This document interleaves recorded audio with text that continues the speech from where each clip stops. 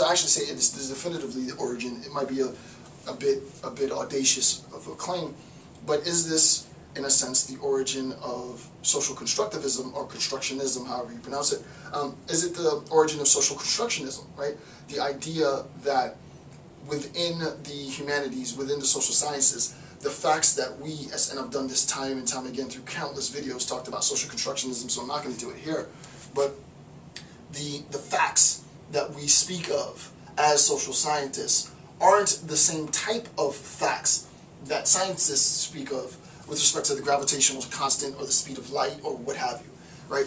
The facts of social science are malleable. They are contingent to societal change.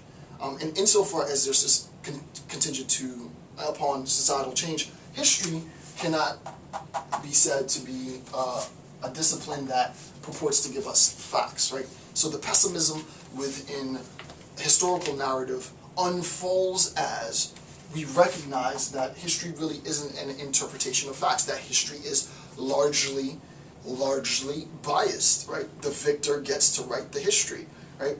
So that when I, as a black man, look into the history books to find voice for my cause, my people, the contribution of Egyptians, the contribution of what have you, then I recognize that the continent of Africa, Egypt is in Africa, but in any university, anywhere in the world, Egyptian studies is always in Middle Eastern studies. Why is it in Middle Eastern studies and not in African studies?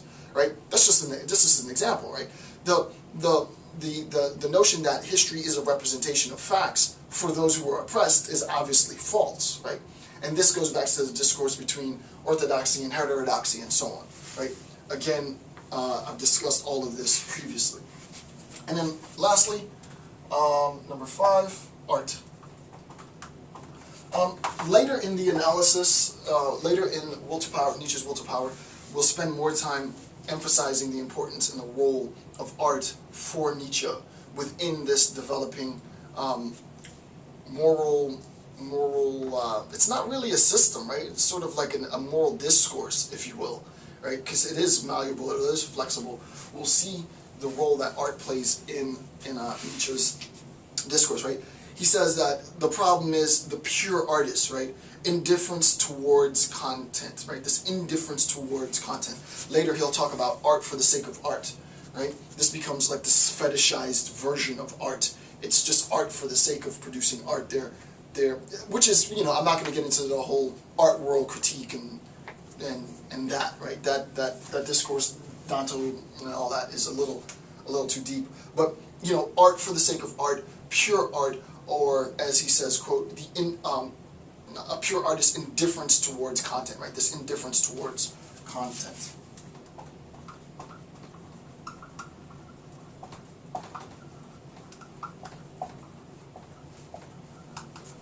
So he being Nietzsche, locates this nihilistic trait within many different institutions. And insofar as he locates it within many institutions and many disciplines, he sees how art, history, science, politics, morality, epistemology, and so on, influences the consciousness, the collective, if you will, the collective consciousness of Europe at this time.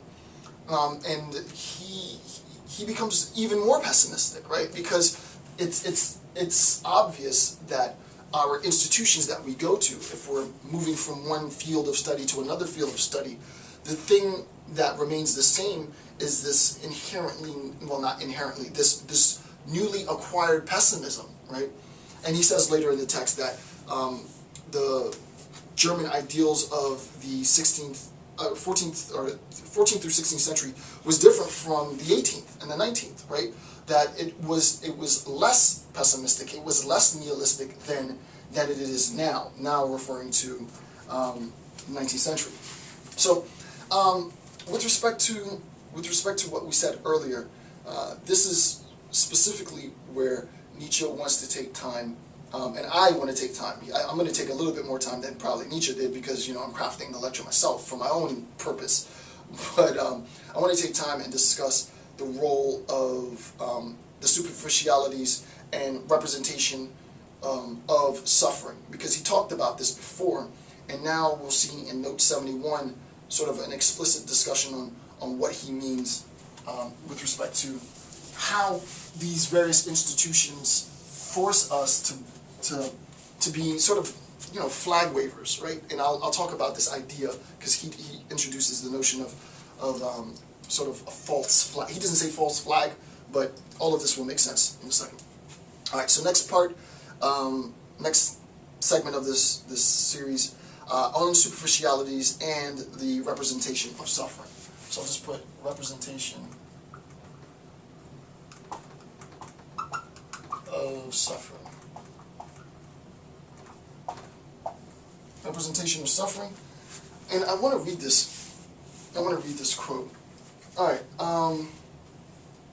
And I'm going to actually start from the beginning. So this is note 71, right from the beginning. Modernity, in the perspective of a metaphor of nourishment and digestion. So when you think about modernity, and we already know how he feels about modernity, think about modernity in terms of this metaphor of nourishment, eating something and being nourished by it. So modernity in the perspective of the metaphor of nourishment and digestion. A sensibility immensely more irritable, dressed up moralistically, the increase in pity, the abundance of desperate impressions greater than ever, cosmopolitanism in food, literature, newspapers, forms, tastes, even landscapes. The tempo of this influx, pessimismo. The impressions erase each other. Quote, and here's the important part, one instinctively resists taking anything deep to digest anything. One instinctively, right, resists taking anything deeply to digest anything.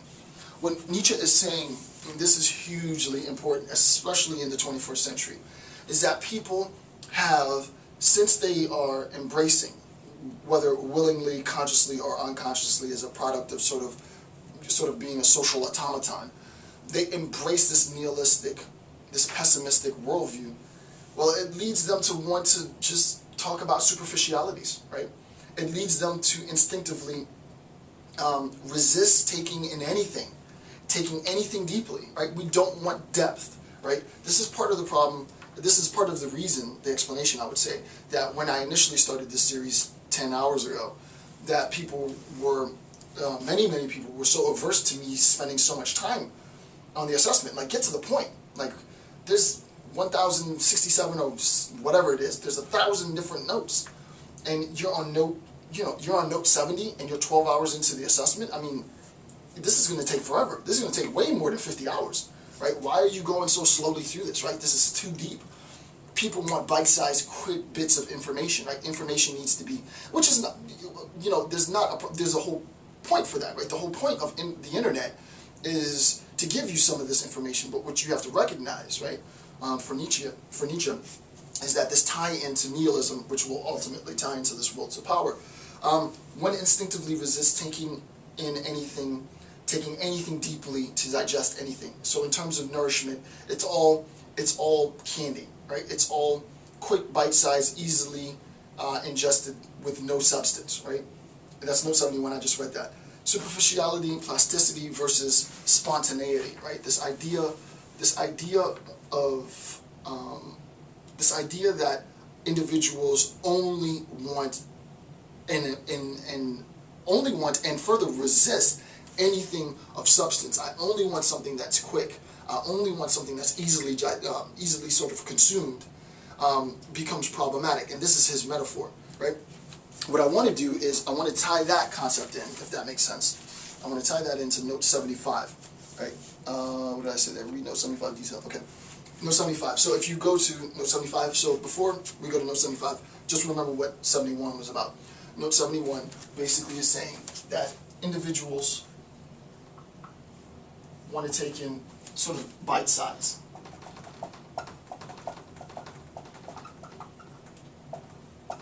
Without complexity. Right? Individuals, he uses the metaphor of nourishment. Individuals want to take in bite-sized information without complexity. They don't want the information, and this is true. and it, you know, it's not. I wouldn't use it as a good